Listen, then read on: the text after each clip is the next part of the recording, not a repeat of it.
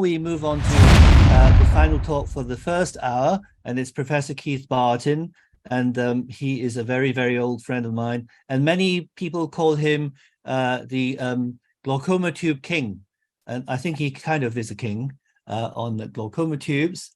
And Keith, can you please tell us, I think this follows on very nicely because all keratoprostheses more or less have glaucoma problems. So please take us gently onto the subject of glaucoma drainage devices.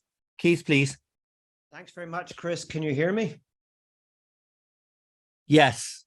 Yes, okay. Yeah. Let me just share, if I can find the share button. Can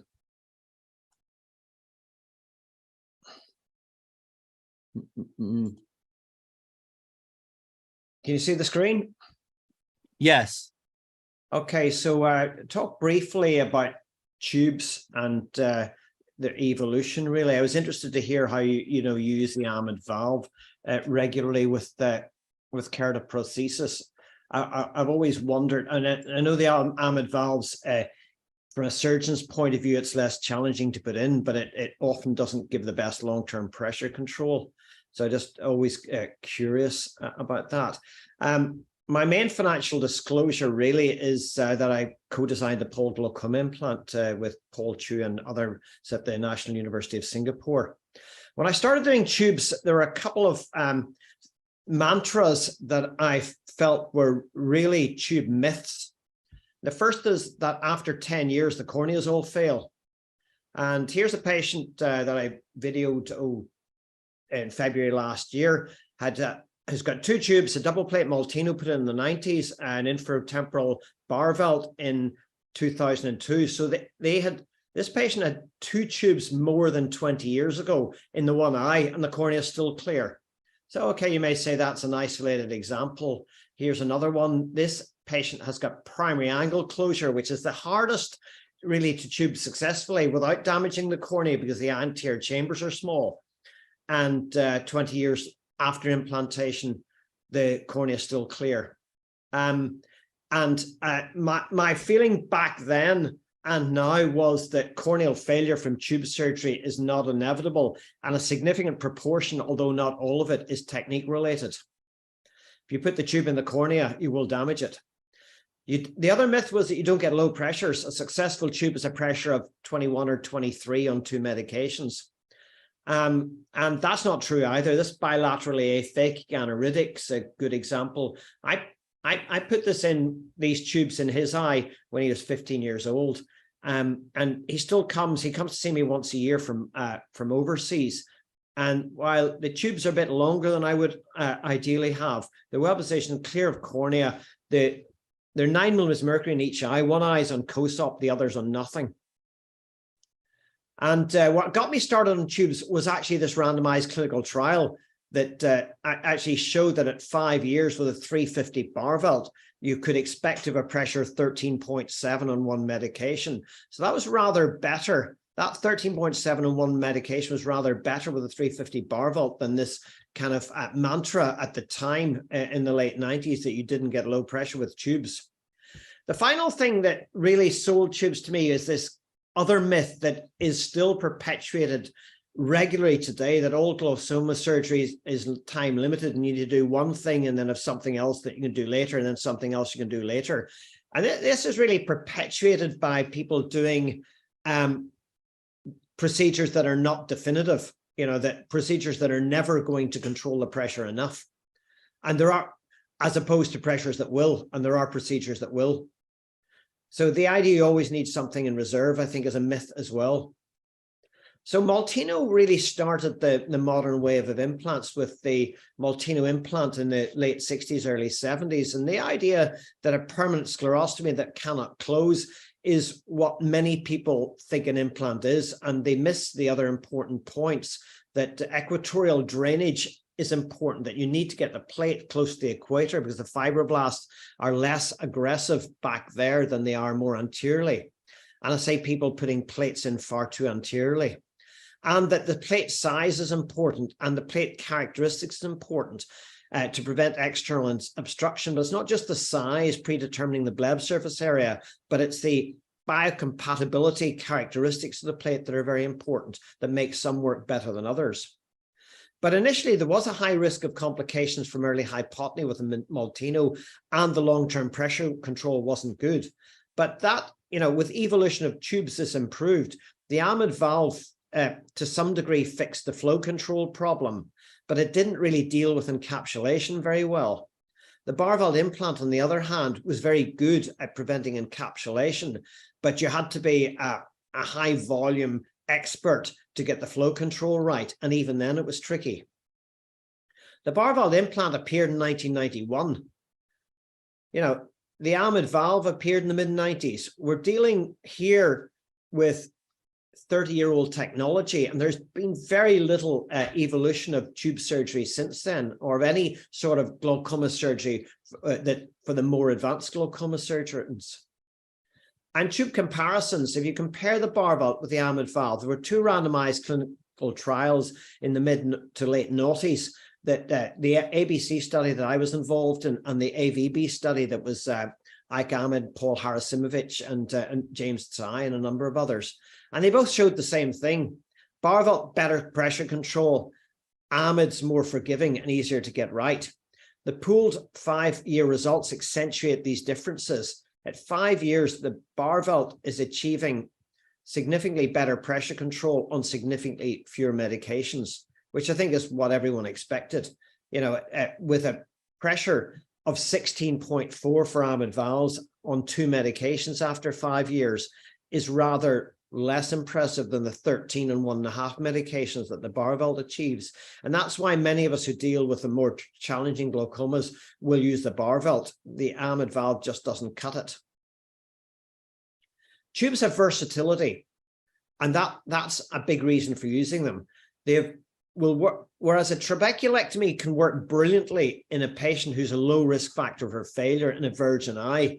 A Barveld implant will work to some degree in almost anybody, whereas you cannot say that of a trabeculectomy. These eyes, you might say, are untrappable. These scleral buckles, we don't see so many of these days. And you can put a Barveld behind a buckle. You can put it on top of a buckle. There are options. You can use them in eyes where CPC is almost impossible. Well, you can't do a CPC here, you can't do a trab here, but you can still get a Barveld implant in with a bit of experience and technique. You look for the area with the best sclera, and you hope your videos work, and you just very gently work around the areas of thin sclera. You can use underlay patches to protect the thin sclera, and place the tube and put a regular overlay patch on top. And we've done these types of cases at many patients, especially rheumatoid arthritics, Ehlers-Danlos, osteogenesis imperfecta, all sorts of eyes where you couldn't do anything else. And these are eyes where you either couldn't do external filtration or it wouldn't work. The problem, though, with non-valve devices, although they work better, is flow control has always been a problem. And in the old days, and in many places, they still do a single ligature, but this is really quite a crude, unpredictable technique.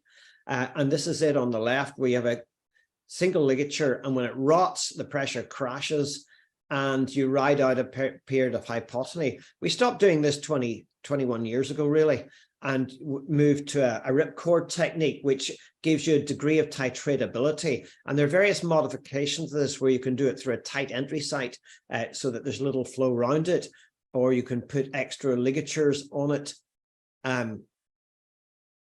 to prevent excessive flow. And then if you withdraw it, you can adjust the flow and you can take it out completely.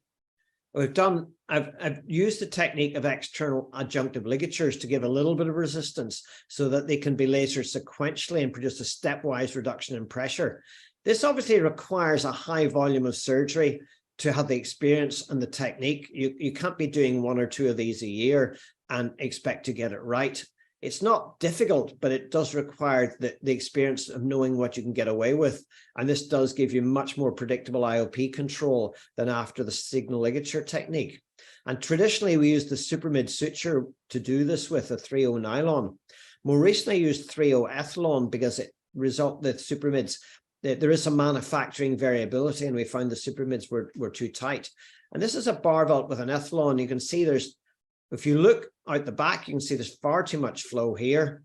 So then you can put on a 10O nylon ligature and get the flow a bit less. And then the ligature can be lasered at the slit lamp without removing the ripcord. And then later, if need be, after several months, the ripcord can be removed. So what's the difference between the single ligature technique and this sort of multiple technique is that you've got a stepwise adjustment rather than all or none reduction in pressure. But it does require more intense follow-up and experience. There are some cases where you should avoid the 101-350 bar vault, certain types of uveitis. And in those cases, I'll do either 250, an amide, or a single plate Maltino, the eyes where there's poor ciliary body function. Problems with tubes really are plate encapsulation, predictability of IOP control, and morbidity such as diplopia, endothelial cell loss, and erosion. Diplopia is somewhat unpredictable, but tends to be, in my experience, related to conjunctival tenons adhesions and shortage of tissue rather than actual muscle problems. It's usually associated with muscle, assumed to be associated with rectus muscle obstruction in function by the tube plate. But when I've revised patients for diplopia, I've usually found the muscle's fine and it's nothing to do with the muscle. It's actually very tight tenons adhesions. So the challenges in shunts are really to put them in the right place, put the plate in the right place, put the tube in the right place. And that sounds like it's not rocket science, but it's badly done in many places. So you mustn't compromise your technique because of obstacles. It is essential to get the plate back like this, not like this. Firstly, they don't work if they're further forward because they encapsulate more aggressively. And secondly, you're more likely to erode. And thirdly, the patient doesn't like having a big red lump in the front of their eye. And generally speaking, when people get this wrong, it's because they haven't made a big enough peritomy and they haven't taken the time to make enough space. It's possible in almost anybody to get the plate in the right place with the right technique. And then you got to put the tube in the right place. And we showed in this 5-year prospective study that there's significant endothelial cell loss at 5 years, 36% centrally, 50% peripherally. And it's critically dependent on where you put the tube at the entry site. If you have the tube behind Schwalbe's line, away from the cornea, the corneal endothelial cell loss is halved with a bar vault. It's half of what it is if you have the tube straddling Schwalbe's line in the more traditional place. And people tend to put tubes in the peripheral cornea unwittingly, thinking that if the tip is away from the cornea, they're okay. But that is not true. It is the entry site that's critical. And if you go, you can minimize that. In that study, there was only one patient at 5 years who actually lost corneal clarity. So the tip touching the cornea is important, but the entry site is much more important. And this is neglected. What about the sulcus? Well, this study from UCSF showed that sulcus does give you, fixation does give you less endothelial cell loss. But it doesn't give you less endothelial cell loss than putting it behind Schwalbe's line. It actually gave more slightly, but I think that's measurement error. But sulcus fixation, you do have to see the tip of the tube because it can get obstructed by vitreous. It can go, you can hit the edge of the IOL and go into the vitreous if you don't see what you're doing. It can get obstructed by iris and it can bleed a lot. So sulcus fixation isn't the panacea, but if you've got a previous PI, sulcus fixation is a good place to put it. Come in from the side, don't go through the trab. If you've got very small eyes, such as non-ophthalmos, and nowhere in the sulcus and no space in the AC, then you go into the vitreous cavity, but you do need a good vitrectomy. It's not good enough to say the patient previously had a vitrectomy. This was one that had a previous vitrectomy and still got blocked with vitreous base. You have to go behind, you have to get the vitrectomy surgeon back in again. The pole glaucoma implant, which I've been involved in from Singapore, is a larger surface area. It's comparable to the Barvelt, but it's not quite as wide, and it's not quite as, but it is deeper from front to back. It's not quite as aerodynamic as the Barvelt either, but the theory is that there's more usable plate surface area than with the Barvelt because less of it's under the muscles. But it has a smaller tube, and this is really an evolution waiting to happen, and no one had just done it. It's only slightly larger than a pressure flow.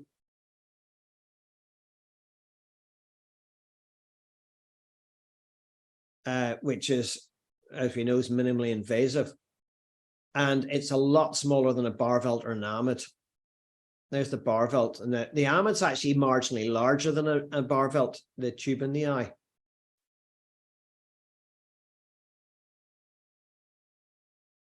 And, you know, this is important. Commercially available tubes are much bigger than they're required. They're redundant in size. 640 microns in diameter. Conventional tubes occupy the entire drainage angle and must rest on iris to avoid cornea. I get people saying that, you know, it shouldn't touch the iris. It has to touch the iris. If it's not touching the iris, it is in the cornea. And you do not get uveitis from a tube touching the iris. But it does kill endothelial cells. And a large tube in the corneal surface carries a significant risk of erosion. No matter what way you patch it or tunnel it, there's still a risk. A smaller tube in the angle should, in theory, result in less endothelial cell loss. And that one's coming in from the sulcus through a PI, and a lower risk of erosion. So this is really not rocket science. The smaller tube, however, has had an unexpected benefit, which we did not anticipate. The 6-0 proline that you can use to stent it, rather than the 3-0 proline required for the Barvelt, seems to give a more predictable outcome than we would have expected. I typically stent it all the way into the AC to prevent hypotony. And you can adjust this. It doesn't have to go all that way. But the critical bit is always to look for what's coming out the back, because you're going to get many fewer surprises if you know how much drainage is occurring. So many people just put the tube in and never look. So that's about right. That kind of slow drip is what you expect. If you're getting a lot more than that, unless the eye is very firm, you're going to get hypotony. This little well that the pole glaucoma implant has is helpful in determining that you can see the aqueous coming up it. But if you just put a tube in and never look, then you never know if you're getting too much or too little until you measure the pressure the next day. Whereas with this technique, you can tell, and you can adjust it. You can ligate it if it's not enough. You know, if there's too much flow, you can ligate it, and if there's not enough flow, you can withdraw it a bit. Here, there's one where there's far too much flow, so then I would ligate it.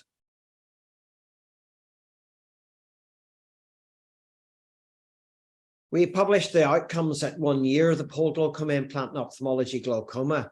And just for comparison, these are going back to the Amid versus Barvelt study. At 1 year, Barvelts and the ABC combined analysis were getting pressures of around 13.7. At 1 year in our multi-center report, Barvelt's pole glaucoma implant was producing very similar pressures on very little medication. So the only advantage of the pole glaucoma implant really is the smaller tube. The smaller tube seems to give better predictability in the early postoperative period, which was serendipitous. It wasn't something we expected, but it should hopefully give better endothelial cell protection and less erosion. Current tube design is more than 25 years old. You know, the Amid and the Barvelt, the only thing that the New World Medical have produced in the last few years is a clear path. The clear path's a knockoff of a Barvelt. The Barvelt's 25 years old, so why do you want to knock off a 25-year-old device?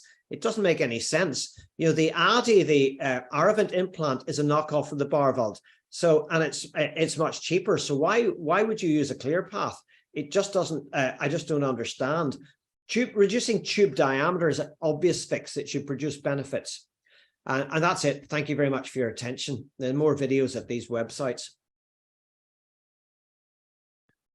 Well, so that's wonderful,